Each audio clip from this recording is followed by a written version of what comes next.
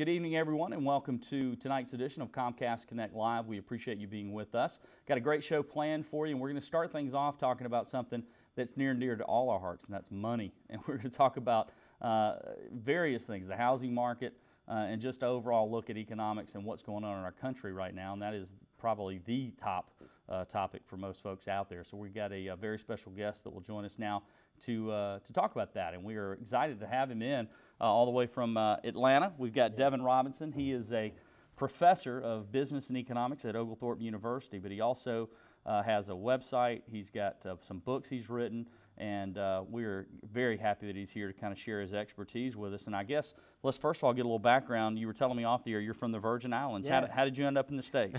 Well, I joined the military. That's what happened. Yeah. And I actually did some training here in Augusta, Fort Gordon. Oh, wow, yeah. Yeah, so I was here back in the 90s on 2 occasions. Yeah. For AIT and then for BNOP training. Okay. Traveled overseas, the whole nine, got out the military, and for some reason Georgia was still in my heart, to pull at Georgia, and I just decided to make Atlanta my home. So I've been there for about 13 years. 13 years, and I was reading the story in one of your articles that you had posted about the first time you purchased a home, and you had an interesting story we'll get into in a moment about the security, and I went through that same thing, exact same company, but it's interesting. So what made you decide to go into academics?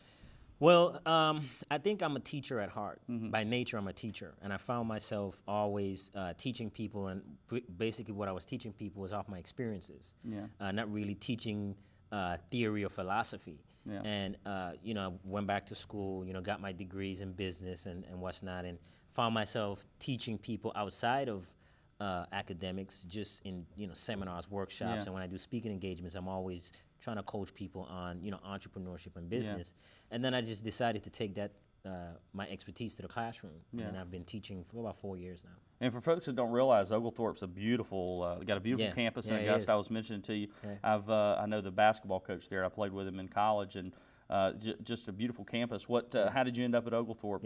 How did that? Well, it's so interesting. They found me for some odd reason. They found me. The dean sought me out. I think I had my my curriculum vitae on the internet. Yeah. And they found me and asked me if I'm interested in teaching economics. And it just so happened that economics, oddly, is one of my favorite subjects. Yeah. And typically it's not like that. People kind of shy away from economics, and it's really a high demand professorship. You can find positions as an economics professor. They're needed. Yeah, because a lot of people shy away from my economics professor in college. I remember one thing probably most prominent for college, and I remember one thing that really stands out, and it was he called it the Tan Stoffel Theory. Okay. There ain't no such thing as a free lunch. Yeah, exactly. He taught me that, and I thought, that stuck in my head forever. And when I say it to people, they go, Tan Stoffel, and then they realize it's an acronym. But that has stuck with me forever. That's so funny. In all the economics classes that I teach about 7 of them. That is my first lesson every single night, because I try to bring some practical to the classroom and try to get them to understand that concept, that there's an ebb and flow, yin and yang in economics, and there is no such thing. And everybody talks about, sometimes you hear people that say, well, I don't use anything I learned in high school. I don't use anything. That's one thing that always sticks with me. Every time my wife will say something about purchasing something and it's an incredible deal, and I'll go, it's not as good. And I'll go back to the Tan Stoffel Theory. It's not that good a deal. They're not giving you anything for free. Exactly. Nothing's being given. Nothing that's produced in our society is free. Someone is paying for it. And that's why I can give telemarketers a very hard time on the phone. My wife laughs because I'll be like, well, what are you gaining out of this? You can't be very just for me. You're not calling somebody you don't know out of the blue and giving them something. That just doesn't work. But, I love to deal with telemarketers too. It's very, very fun. Well, so you're doing this now, and you said before you were talking about entrepreneurship, and you have some great theories and ideas, and we're going to get into that. But let's talk about because the housing market is a big topic right now. A lot of folks are going through. Matter of fact, my producer and I were talking before you got here about the fact that it's a great time if you have extra income or to go out and purchase properties, but if you have a property and you're trying to get rid of and buy a new one, that's tough because nobody's buying houses, it seems like, in these days. Well, talk about that and where we've gotten it. It's a long subject. We could talk the whole show about it, but let's go into that a little bit. Yeah, without getting too technical on it. You know, housing theory, what we've experienced in the boom, a lot in the housing theory and in economics, period. I mean, when you talk about leading indicators, a lot of the focus is on speculation. You know, what you think is going to happen. And what happened is we predicted a housing boom was going to be a very stable and sustainable market. And there just became an oversupply. You know, supply and demand is just that balance. If anyone really understands supply and demand, it's managing limited resources against unlimited wants. So it's pretty much making sure that we don't have an abundance of supply, because if that demand does not catch up to the supply, you can reach market failure. And that's what we've seen happen with the housing industry, and we're seeing that the housing industry right now is starting, well, it has reset. It's trying to figure itself out a little bit. It's trying to, but because we haven't quite identified the demand just yet, the supply is still, there's still an overabundance of supply. So we're having to try to move that. And it's not that people don't want homes. It's not that people don't want consumables. It's just what price point they're willing to pay or part with that in order to get, you know, the end product. And also now with the banks and the situation they're in, they're being very protective of who they give loans to. So now you might have pretty good credit, and years ago you would have been a great candidate for them. Absolutely. You would have been one of the better candidates, but now they look at you a lot more closely. You know, the down payment has to be, you know, before there were ways around everything. Now it's not the case. How tough has that been, you think, on the consumer? Well, what's happening is the banks want to see the owner or the purchaser have a vested interest in the security. So what they're having you to do, of course, is bring a down payment, and a sizable down payment, where they feel, well, if this person contributes this investment in this, they're not going to walk away from it that easy. Now, part of the issue, and I speak about this a lot, you know, when I'm traveling and stuff, part of the issue with the housing market is we saw a falsified boom. It was a premature boom because there were a lot of sales, there were a lot of transactions, but what we had an average of one investor holding probably 4 or 5 properties. So in that sense, when there's a problem meeting mortgage payments or getting someone to rent those homes, he has about 3 disposable homes that he would get rid of. He will, that investor or that person, they have a primary home that they're going to make sure that they hold on to. At, you know, this is the last drop. This is what they're going to try to hold on to. But we had the portfolio was so huge for a lot of purchasers that when we see sales of the homes, we're in our minds we're just thinking residential properties. Well, there were not that many residential properties that were being sold. So many of them were investment properties. So when you start to see a sag in the economy, you know, the typical investor is going to say, well, should I keep investing money trying to upkeep a property that's losing value, losing tenants? And by the way, I've invested in real estate, and I still have real estate holdings. And especially when you're seeing that the value is coming down, but the mortgage is staying the same amount. But then you're also having a situation where, especially if it's a subsidized property, you're talking maybe Section 8, that type of stuff, the government is also reducing the amount that they're giving or they're willing to pay for that person to live in a home. So here we have several problems. We have the value coming down, we have the mortgage staying high, taxes are going up, but the value that you're, the amount that you're getting in rent or subsidies is also coming down. So now we're seeing a gap, and that's where you see the deficit in the housing market with your personal holdings. So what's going to happen is, of course, you're going to start to see a lot of people bailing out or just walking away from those properties. One of the articles I read, you mentioned that you read a book that kind of changed how you lived your life, basically, financially. Talk about that a little bit. Well, several books, and I'm thinking you're probably speaking about The Millionaire Next Door. That's right. That's the exact one. I thought that was neat. The Millionaire Next Door, you know, there's just several philosophies in that book that really makes you think. And I think what really sparked the entrepreneurship bug, I was always an entrepreneur at heart, but I used to maintain a 9-to-5. Now it's pretty much, you know, skittish on the 9-to-5. You do a little bit, but you do so much on the side. Right. Exactly. And that book, there was an element in that book that was very, very, I think, very prophetic and very insightful for me. The author said that people go to 9-to-5 jobs and they think they're more secure on these jobs, not understanding that entrepreneurship is even more secure than having a job. And as you read further, he went in to explain why he felt that. He said, on a job, you just have one person that you have to upset to lose 100% of your income, right? Yeah. And entrepreneurship, you have to upset 100% of your customers. Yeah, if you're in retail, you've got to make everybody mad for your business to fall. Exactly. And if you have a good PR person, you have good damage control, upsetting everyone is very unlikely unless you're tapping phones and getting into those types of scandals. Yeah, it's a really interesting theory, and I mentioned briefly when we were in the very beginning that your first purchase of real estate in the Atlanta, your first home, a security company came by and the guy was trying to sell you, as they do, and you had an interesting exchange with him, and it sort of made you think a little bit about.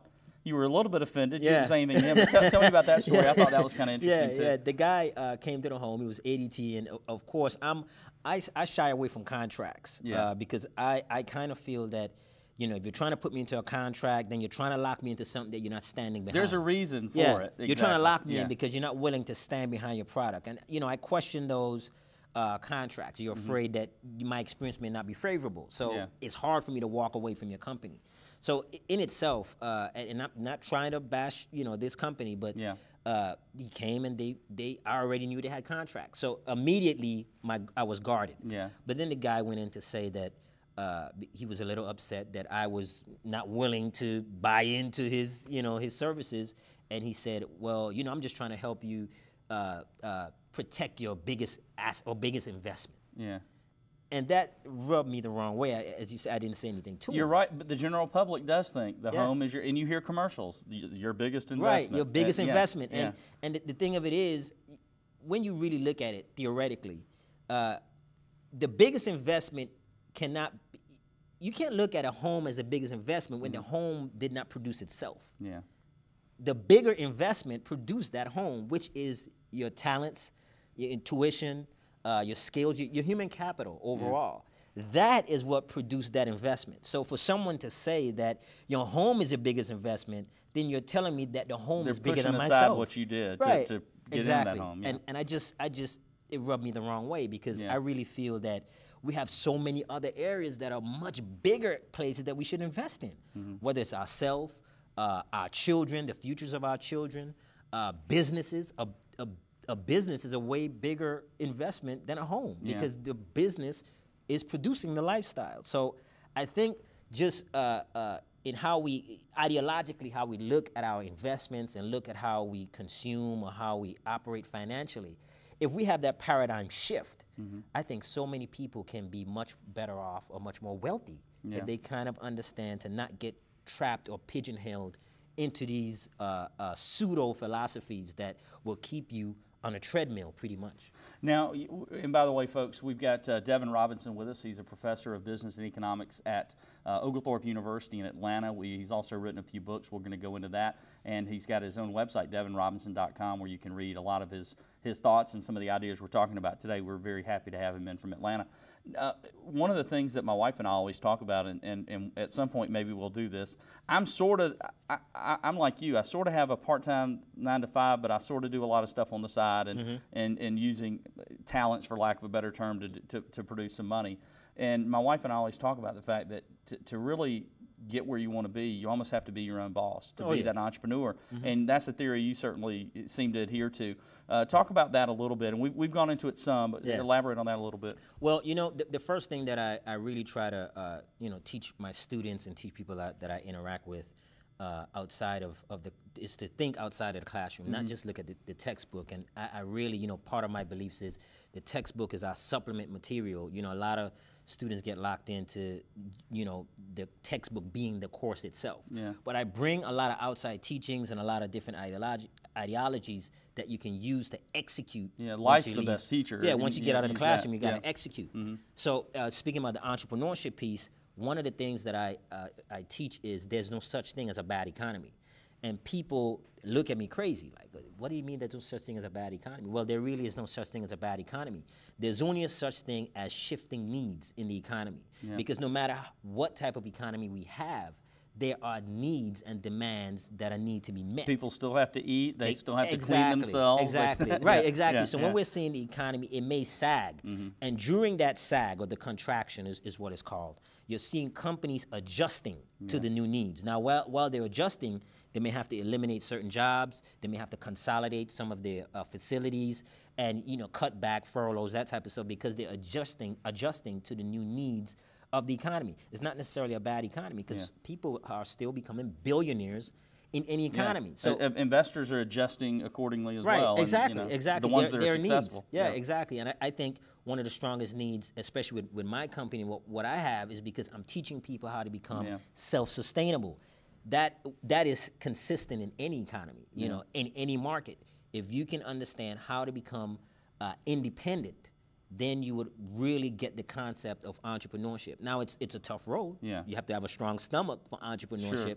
But if you look at it that, okay, what needs are being shifted in the economy? What are people looking for? In this type of economy, for example, some of the things that people are looking for are lower fuel prices, cheaper groceries. They're looking for ways to cut costs. They're looking for ways to increase their income. Keeping their automobile fixed and running good instead of buying a new one. Exactly. And that's why right now a lot of the automotive places are doing great, because people are keeping that older car longer. Exactly. It's kind of interesting. And you know, you said something that's so critical. One of the big demands right now are warranties and insurance. Yeah. You know, because people are now wanting to make sure that they mitigate those surprise expenses. So that's a huge need in this type of economy, where, you know what, I don't want to spend $4,000 to fix the transmission on my car. Let me go out and get this extended coverage insurance, you know, mechanical insurance on my vehicle. So in any economy, you can make money. Absolutely, and you know, it's funny that I love this, and some of these stories I hear of how business people have made it. One of the best is Mark Cuban's story. You know, he was selling computers in Dallas, and him and a buddy were at a bar talking about they wanted to hear Indiana basketball, and of course they come up with broadcast.com, and you know, several years later sell it for $4 billion. I mean, some of these stories are amazing, but you have to put yourself out there. And one of the things you do in reading some of the stuff on you is that you really have to assess yourself. What do you have a talent for, or what can you do to fill that need that's out there from the consumer? And it's really about assessing yourself and what you can do, right? Absolutely, absolutely. You're actually speaking about one of the books that I wrote, was actually one of my first books, teaching people how to transition in their mindset and have that paradigm shift. You definitely don't want to be chasing money, and I tell people that. Do not chase money. What you want to do is look at where your talents are. Each one of us have a purpose. So if you look at your strengths, what come easy, the things you love to do, or maybe identifying a need that you know you can fill.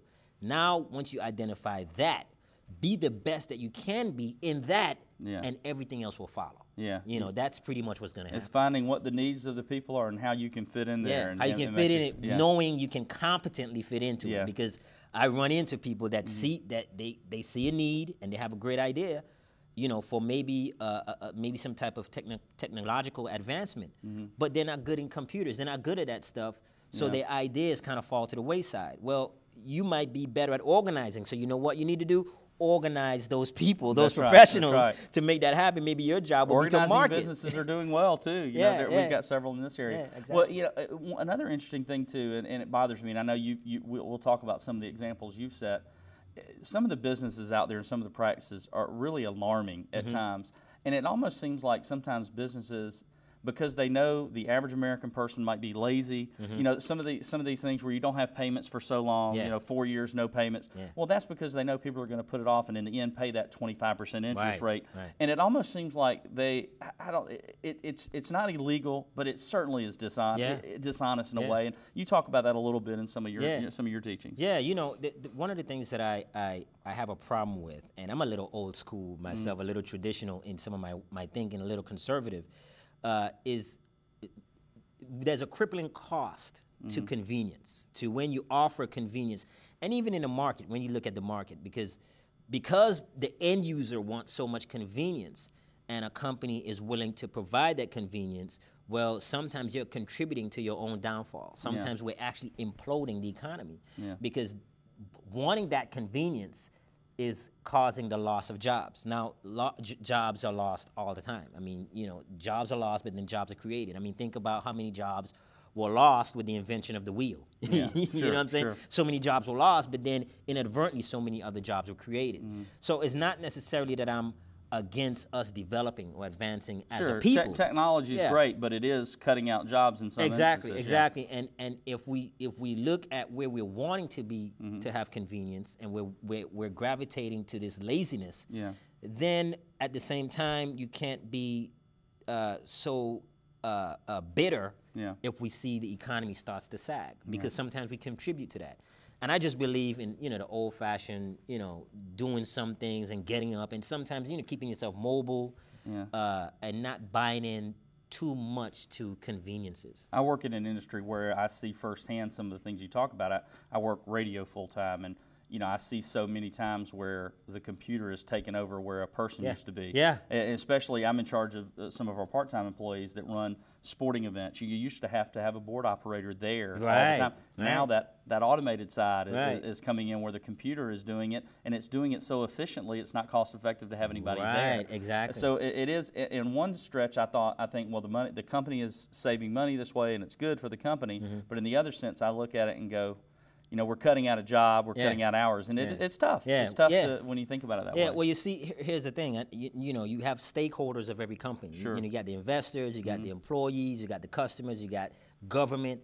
All these people are stakeholders, and the company has an obligation to each one of these stakeholders. To run efficiently. Right, to run efficiently, and to generate a profit for the investors and what's not. But what happens is the people that ultimately lose a lot of times with these advancements are the employees. Now, these employees are sometimes your customers. So on one side, they may be pleased with some of the developments, like, oh man, I can, get TV on my cell phone. My company's great, it's offering TV on my cell phone, but then it starts to catch up, the wife's happy about that, and then all of a sudden her husband doesn't have a job. Exactly. there you go. Now we're on it. Yeah, then exactly. Then it affects you. And that is the crippling cost of convenience. Yeah, absolutely. That's what happens. Another thing too, and I'm certainly guilty of this at times. I think we all are. We've gotten to the situation where so many of us, and I would say a vast majority of us, live beyond our means.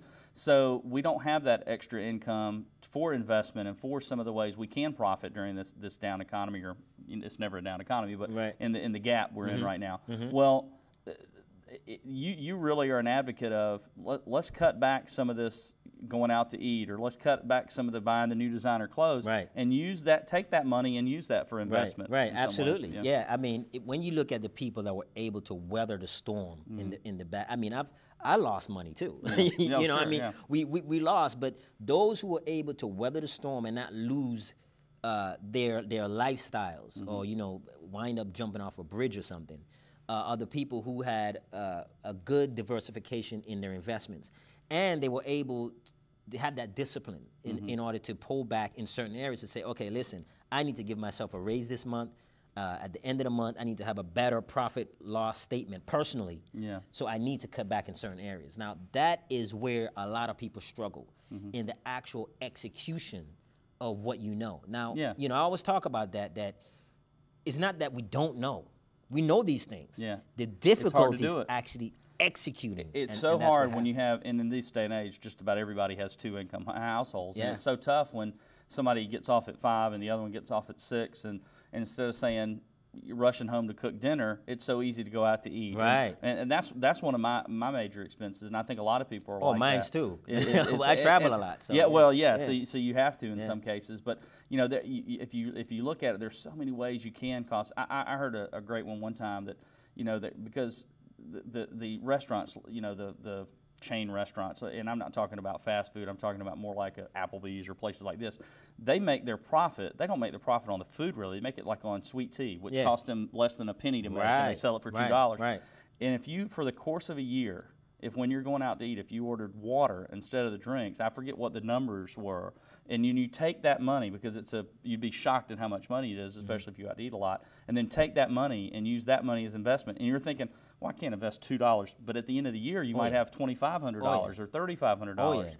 It's just an interesting thing. Just that little bit of discipline could really help you. You can change your life just by adjusting the way you think and really believing in the way you think, and having that discipline to execute it consistently and persistently. I always say, if you do that, you can see your wealth bracket or your wealth position change substantially. Now, one of the things that I believe, I have a theory called the 10% consumption theory. And I try to explain to people that your ultimate goal should not be to save 10% of your income. It's to live to 10% of your income. Now, what that does is it drives you even further and harder in order to generate the type of income to satisfy the lifestyle that you want. And, you know, without having to go into the long story of the theory, you know, when you look at the numbers of how many years you actually work and how many years you have to live off of what you've did or what you've done, and you take that and add inflation to it, saving just 10% of your income is not going to cut it, because what you're saying to yourself is, when I retire or if I ever, you know, stop working, if I don't have investments to live off of, I got to live off of 10% of the income that I generated, plus it has to satisfy the 8% average of inflation. So really, you're trying to live off of 2% of your income or 2% of your earnings when you have probably higher healthcare costs, higher risk, high inflation. And everybody's living longer. So everybody's living longer. So you have a huge disparity when you get older. So if we have that foresight in order to look forward and say, well, you know what, we may have to change things a little bit. So what I teach is the 10% consumption theory, meaning if you want to live to $70,000 a year, you need to be earning $700,000 a year. Now, that may seem unconceivable to some people, but when you sit down and assess some of your shortcomings and discipline and look at what you really have going on, it's not that hard to achieve. It's really not that hard to achieve, and that's what I try to explain to people. So think about the $630,000 that you may be setting to the side, using for investments, letting it grow, putting it into a business, and you're just consuming the 10%. Your life past the curve of retirement is going to be much more pleasurable than it is. One of the people that we hear all the time that probably wastes money more than anybody is professional athletes, and we always hear how, you know, the alarming fact is the percentage of athletes that go bankrupt within 2 years. I think it's like 80% of NFL players have to file bankruptcy or in dire straits within 2 years of retirement. But one athlete that's done it sort of your way is Shaquille O'Neal. I don't know if you've heard this story. Shaquille O'Neal has made, you know, there's been years where he's made $20 million, but over the course of his entire career, which is almost 20 years, right at 20 years, he's made millions and millions and millions, into the hundreds of millions of dollars. He's never spent a dime of that. He spends his endorsement money. He lives on his endorsement money. He keeps his basketball money. And now he has all of that. Yeah, he must have read some of my books. I was going to say, it's amazing. But you think about it, we always talk about dumb jock. But here's Shaquille O'Neal, who I think he's got everybody fooled. He acts like a silly guy. He's a genius. And he did what I think, we always hear about the symposiums they have for young NFL players or NBA players about how they should use their money, and he should be teaching it. I mean, he's the guy that should be teaching it, not these so-called experts. I mean, he did it. He put that plan in action and did it, and it's so amazing. Now, all of us aren't in a situation where we have Kellogg's paying us $5 million a year, whatever, but he took what he had and made it work for him. And I think that to a smaller scale, that's what we need to do. Yeah, the interesting thing is, what I like to talk about is, let's just look at yourself as an employee. You're getting a check from someone. Well, guess what? You're getting a check that your company's just a broker to many consumers that are willing to give you that same money, but they're going through the company. So the company is paying you a salary. But so if a company has identified that you have the skills and talents for them to give you a salary, they have identified that your skills and talents are sellable. So if they're sellable, which means to the mass market, I don't care what business you're in, to the mass market, there are tons of people, there's a target audience that's willing to pay you that same money. So in some instances, why make the company money when that money will be coming to you? Exactly. It's not going to work in every way, every walk of life, but in some it will. Exactly. I mean, if you look at janitors, well, if this company is seeing enough in you because their customers want a clean environment, so guess what? If you go directly to those customers, they will also pay you money to have a clean environment. It works in many different ways. You would just have to really assess. A lot of times it's just taking that chance, taking that leap of faith that you can do it, and having confidence in yourself to take that chance to step out from working for somebody else and having, like you said, that so-called secure paycheck. And I wouldn't even say that it's I'm not going to sit up and say it's it's 100% proven and be all arrogant and, you know, so overly confident It's about easy it. to do, Yeah, yeah. it's not. It is a difficult thing. Sure. You know, because what you experience in entrepreneurship is you're really working on commission, you know, pretty much. If you know, so many people resist working for a commission. Not just working for commission, your income is inconsistent. And some people want the safety net. People just want to know how much will I be getting. They don't want that pressure of monthly pressure having of performance. Hit certain goals. Right, yeah. exactly. If I'm sick, I can still expect this amount. If I'm late, I can still expect this amount. If I'm having a bad day and I'm not treating our customers the way they should be treated, I'm still okay for the most part. Sure. And some people rather sit in a seat of comfort. But, you know, low risk comes low reward, I mean, as we all know. So if you're able to just stomach the inconsistencies and the ups and downs, the payoff, I mean, is huge. A great example of what you said in doing it yourself is Ross Perot. Best example. Oh, yeah. Ross Perot worked for IBM. People Yeah. don't realize, selling computers. And as a matter of fact, one year, his final year there, his yearly goal he did in 2 weeks. He sold it in 2 weeks.